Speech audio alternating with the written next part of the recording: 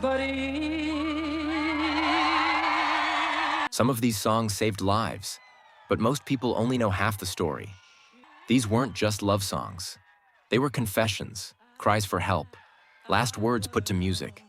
The 90s didn't just give us great R&B. It gave us songs that knew your pain before you could name it. And here is what most fans never knew. your way.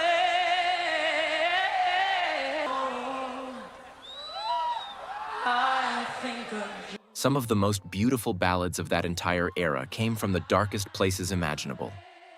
Tonight, on Soul Lens, we count down the 10 that changed everything. And at least one entry on this list, one you think you know, you don't. Let's get into it.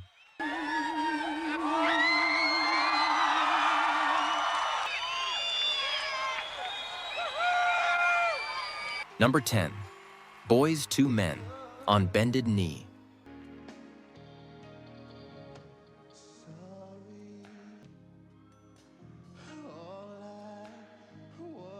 Close your eyes for a second.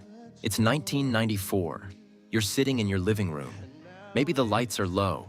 Maybe you just had an argument with someone you love. And then this song comes on the radio. Just like that, the argument doesn't matter anymore. That's what this record did. It didn't just play, it stopped time. 4 young men from Philadelphia, singing with everything they had. You felt every note like it was written for you personally. That is the kind of power this song carried.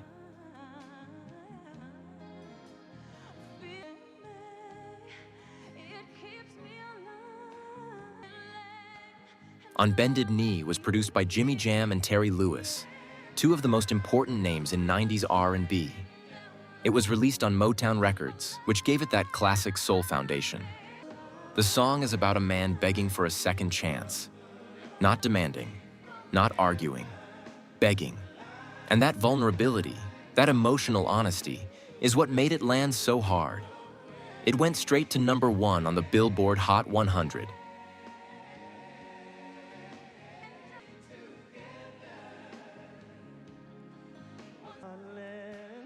Here is the remarkable part.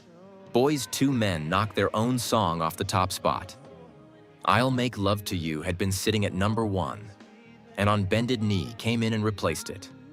Boyz II Men replaced themselves at number 1. That had never happened before for an R&B group. Let that sink in. The record spent 6 weeks at number 1.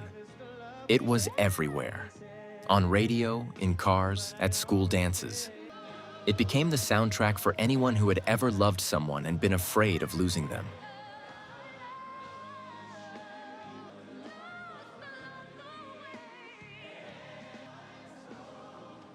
The group recorded the song with a full live orchestra. When Wanya Morris, the one who delivers that devastating lead vocal, first heard the final mix with the strings underneath his voice, he reportedly broke down in tears in the studio. That is not marketing. That is a man hearing his own pain played back to him. Studio engineers who worked on that session say the emotional tension in the room that day was unlike anything they had experienced before or since.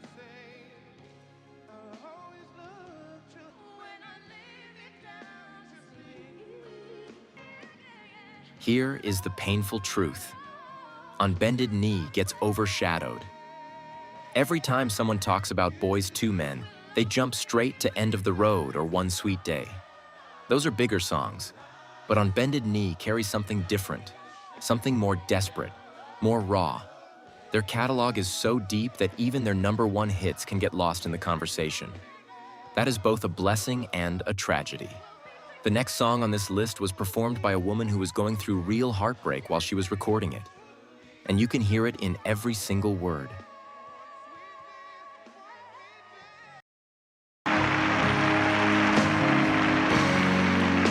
Number 9, Mary J. Blige, Not Gonna Cry.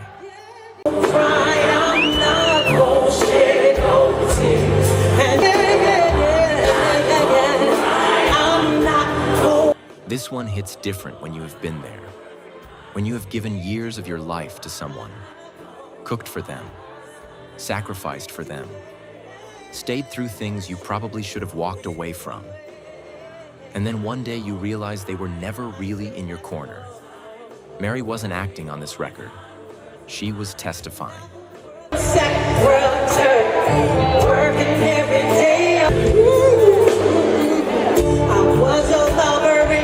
Produced by Babyface for the Waiting to Exhale soundtrack in 1995 on Arista Records' Not Gone Cry. Hit #1 on the R&B charts and reached #2 on the Hot 100. Radio stations were flooded with women calling in to dedicate it to their exes.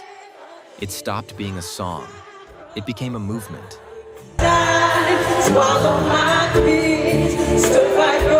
Mary actually asked Babyface to slow the tempo down. She wanted it to feel like a woman walking away in slow motion. Not running, just walking. Steady. Done. That one adjustment gave the record that slow burn punch it carries to this day.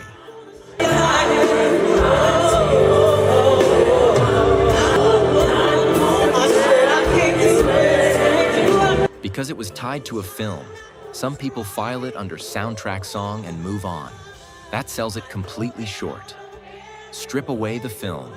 What you have left is one of the most honest performances Mary J. Blige ever put on tape.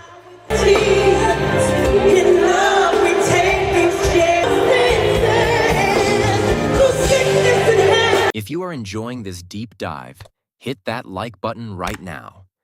It helps more music lovers find this channel and this community. Soul Lens is building a home for real R&B and soul. The kind that heals, the kind that tells the truth. If you haven't subscribed yet, now is the time. Come back whenever you need a song that understands you. Number 8, SWV, Weak.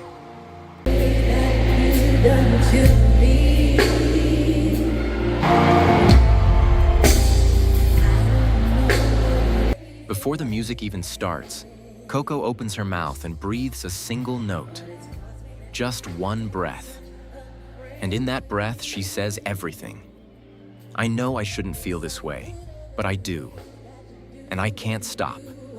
If you have ever loved someone who made you forget your own name, this song was written for you.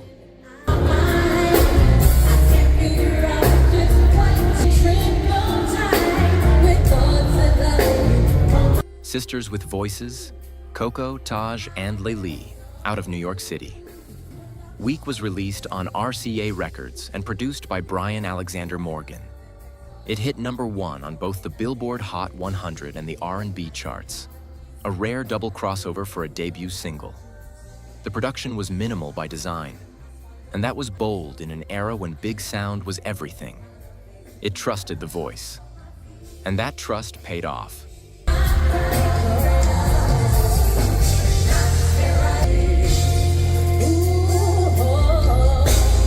Coco recorded the lead vocal in very few takes.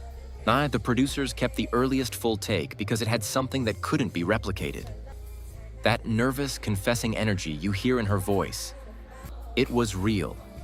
It was not staged. The 90s R&B group conversation always centers on TLC, En Vogue, and Destiny's Child. SWV deserves to be in that room. Weak is proof. But internal tensions throughout the decade limited their output, and history hasn't always been fair to them. Number 7, Toni Braxton, another sad love song. Under number 5, Babyface, Every Time I Close My Eyes.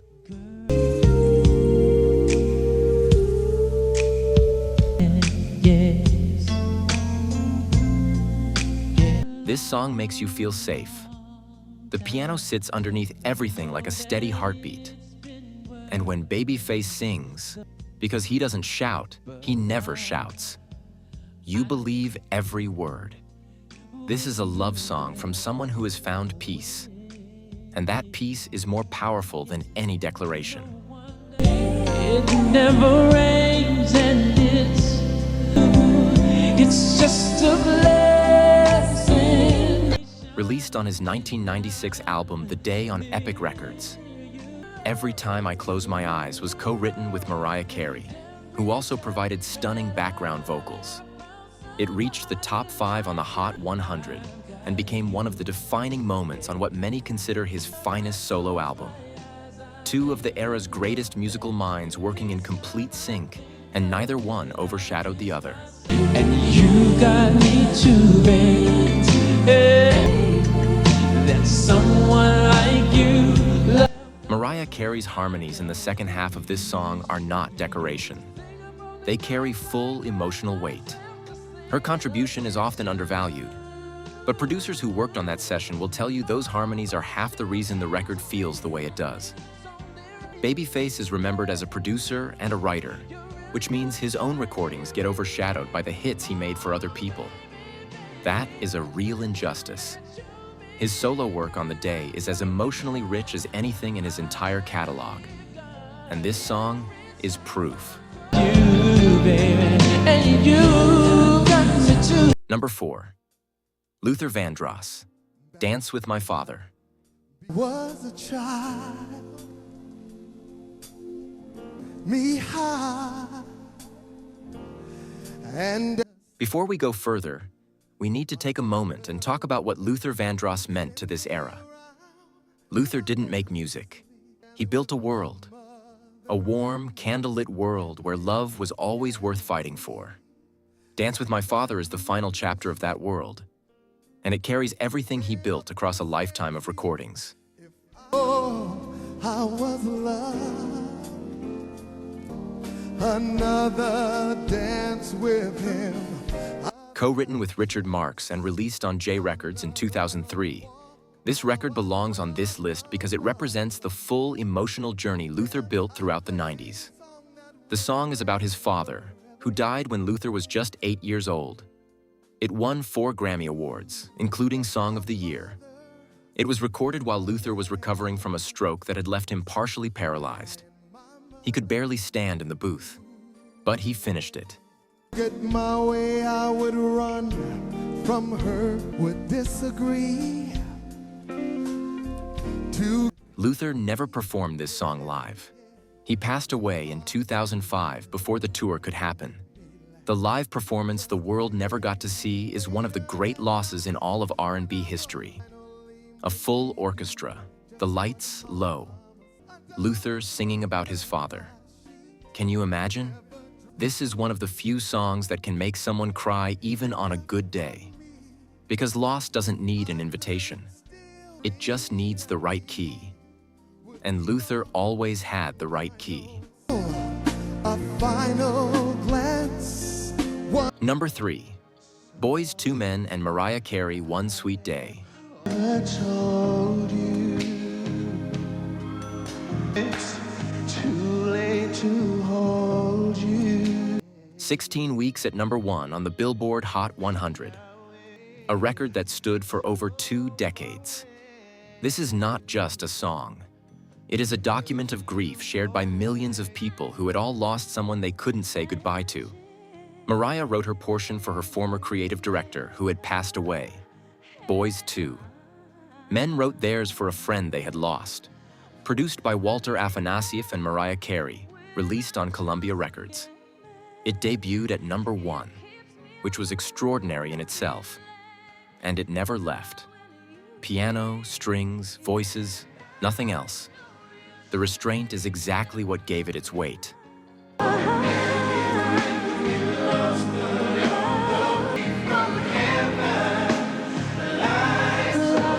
Now, earlier we promised you there was a story behind this entry.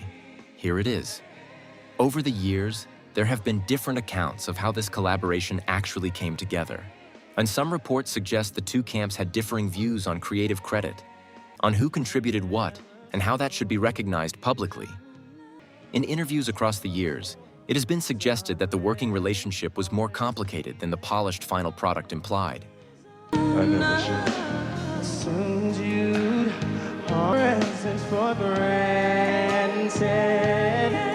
Some say it was normal friction between two major acts working on a tight timeline. Others suggest it went deeper. What is clear is that the two acts never collaborated again after this record. Whether that came down to creative differences, label politics, or simply moving in different directions, Nobody on the outside can say for certain.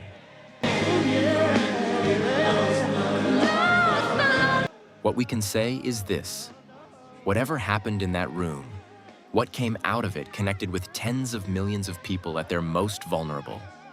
Grief, loss, the longing to say one more thing to someone who is gone. That impact is permanent. And sometimes great art comes from difficult rooms. Sometimes the tension is exactly what gives the music its weight. Number 2. Toni Braxton, Unbreak My Heart.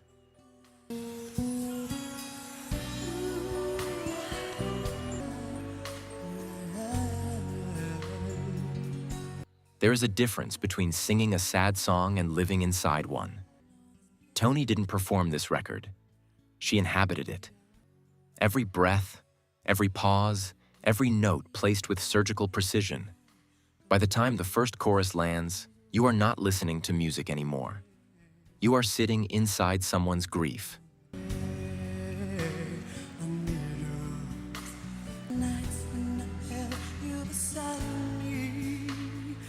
Written by Diane Warren, produced by David Foster, released on Babyface Records in 1996 from her second album, Secrets. It spent 11 weeks at #1 on the Hot 100, reached #1 in multiple countries, and won the Grammy for Best Pop Vocal Performance. Considered one of the greatest ballads ever recorded, not just of the 90s, but of any era. David Foster has said that Toni's ability to control dynamic range in this song, going from a near whisper to full emotional release without ever losing control, is among the most impressive vocal technique he has ever witnessed.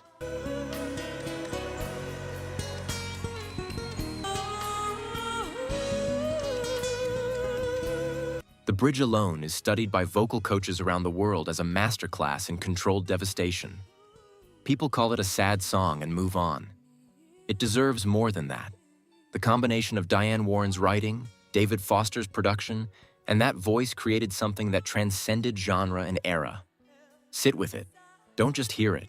Really listen.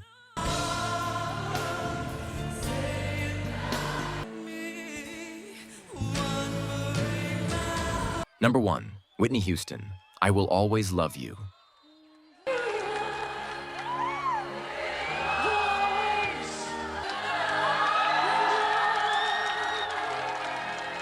Where were you the first time you really heard this song? Not just heard it playing in the background, but really heard it. The moment the run happens, that moment. If you are 45 or older, that moment is locked somewhere in your memory. Because what Whitney did with this song didn't just entertain people, it marked them.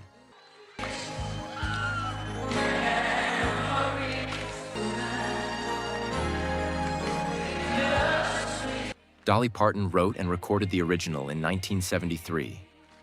But when Whitney recorded it for the Bodyguard soundtrack in 1992, produced by David Foster, released on Arista Records, she transformed it into something else entirely. 14 weeks at #1. The best-selling single ever by a female artist at the time. Grammy for Record of the Year. The Bodyguard soundtrack became the best-selling soundtrack in music history. It crossed every border, every language, every culture. That is the rarest achievement in music.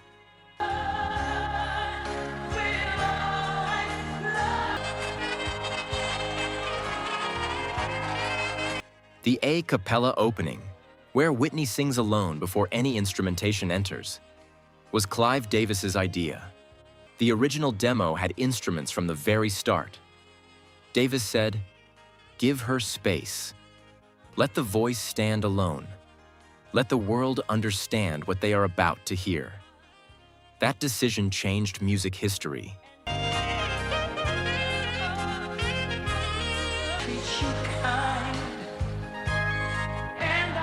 This record isn't forgotten, and it isn't underrated. But what it deserves is the full weight of what it cost. Whitney was one of the most scrutinized artists of the 90s. The pressure on her was immense. And through all of it, she stood in a booth and delivered a performance the entire world stopped to listen to. That takes more than talent. That takes a human being reaching inside themselves and pulling out something that was never meant to be public. That is why this is number one. Not just the vocal, the courage.